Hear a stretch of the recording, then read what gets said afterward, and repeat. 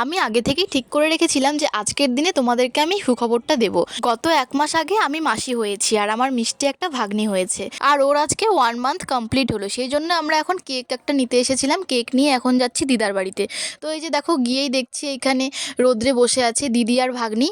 মানে ঠান্ডা তো, সেই জন্য রোদ্রে ওকে নিয়ে একটু বসেছে বাইরে এসে। তো তারপরে একটু আমি ফ্রেশ হলাম, হওয়ার পরে একটু আদর করছিলাম ওকে, আর ও দেখো কত সুন্দর আমার কোলে গল্প করছে, মানে আমার দিকে তাকিয়ে আছে। আর কেক আনার কারণটা হলো আজকে ওর 1 মান্থের বার্থডেটা আমরা করবো একটু ছোট করে সেলিব্রেট, সেই জন্যই আনা।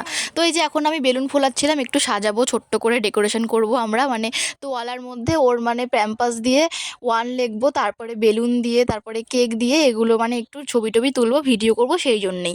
তো আমাদের সাজানো হয়ে গেছে ছোট্ট করে। তারপরে দেখো ভাগ্নি এখানে কেমন ঘুমিয়ে গেছে, মানে ছবি তুলবো তখনইও ঘুমিয়ে গেছে। এতক্ষণ জেগেই ছিল, চুপচাপ ছিল, গল্প করছিল। যেই ছবি তুলবো সেই এখন ঘুমিয়ে গেছে। তো যাই হোক, এই যে এখন কেক কাটছে মা মেয়ে মিলে। তো আজকের ভিডিওটা এই পর্যন্ত।